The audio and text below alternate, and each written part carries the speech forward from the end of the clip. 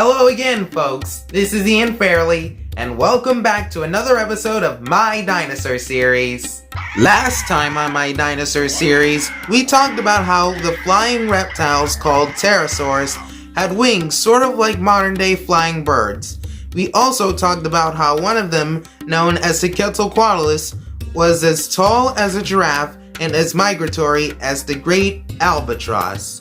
Furthermore, we talked about how Pteranodon was a fish eater that lived near boulders and scooped fish out of the big ocean.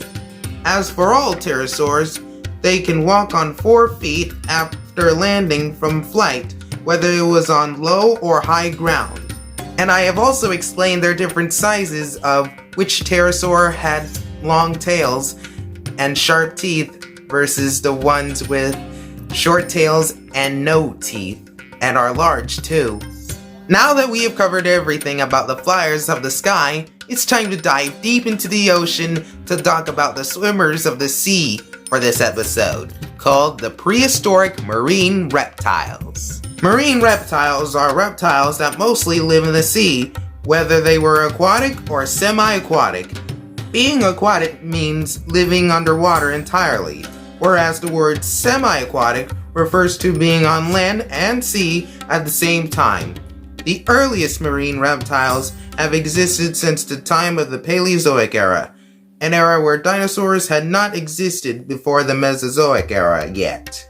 But during the Mesozoic era, many groups of reptiles became adapted to life underwater, including the dolphin-like ichthyosaurs, the long-necked plesiosaurs, the big-mouthed pliosaurs, the crocodilian-like mosasaurs, and many more. It was probably long before the end of the Cretaceous period that about many of these species went extinct 65 million years ago, just like with the dinosaurs. The species of marine reptiles we are going to be talking about for this episode are the Jurassic swimmers Ophthalmosaurus and Leopleurodon. Let's start with the Ophthalmosaurus, shall we?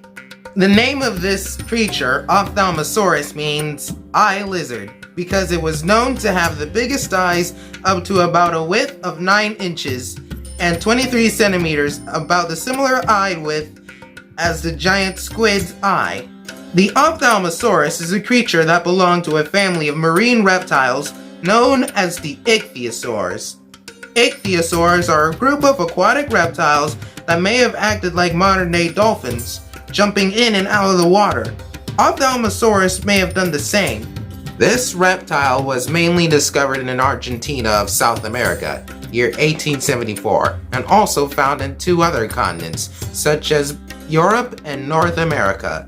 The size of this reptile's body was about 20 feet long and weighed into about 3 tons, the weight of a white rhino.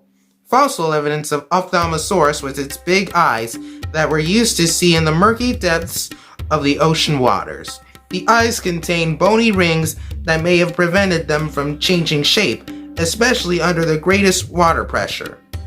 Regardless of having a few teeth, to none in my opinion, Ophthalmosaurus' jaws may have clamped onto smaller creatures for food, such as tiny squids, and moreover, sea ammonites.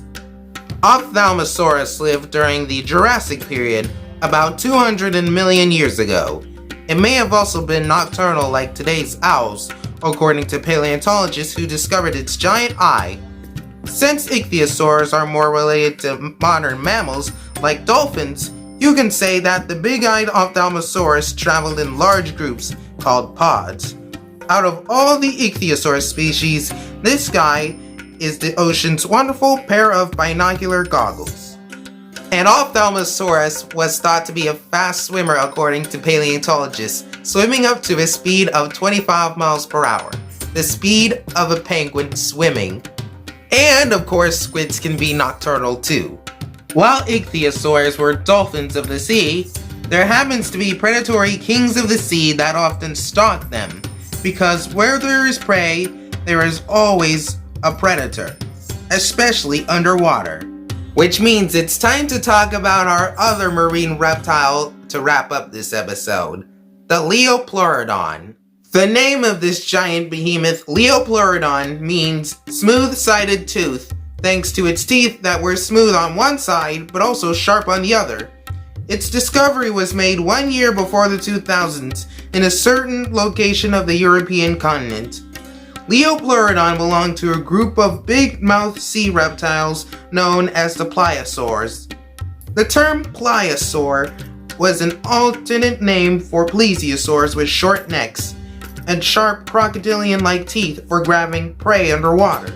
Leopleurodon happens to be the largest of its kind during the Jurassic period, 200 million years ago, with a length of 50 feet, about the same size as the modern humpback whale. Fossil evidence of this carnivore suggested that it held the highest position on the marine food chain as the top predator of the sea. It preyed on small plesiosaurs and ichthyosaurs and even possibly small prehistoric sharks. Its elongated skull was 5 feet long and anchored muscles that powered a formidable bite force of 33,000 pounds per square inch, twice of that of a killer whale, by one big comparison, and strong enough to crush the bones of its struggling prey.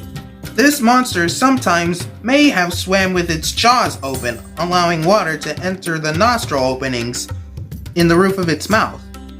As it exits its opening near its eyes, Leopleurodon can smell the scent of its prey underwater, similar to how great white sharks smell their prey up to 3 miles away. Catching prey in the sea may be easy for Leopleurodon, but when it comes to catching land walkers, the giant beast will have to be more careful because its massive weight of 7 tons could have left it stranded on shore. The beast will most likely ambush their prey and quickly pull them into the big water. Killer whales and crocodiles have less trouble catching prey on land than the prehistoric beast. Well folks, that wraps it up for our marine reptiles episode. If you like this video, please leave a like in the comment section and subscribe to this channel. Next time on my dinosaur series, we will get back to talking a lot more about dinosaurs, especially the carnivorous ones, such as Allosaurus and Megalosaurus.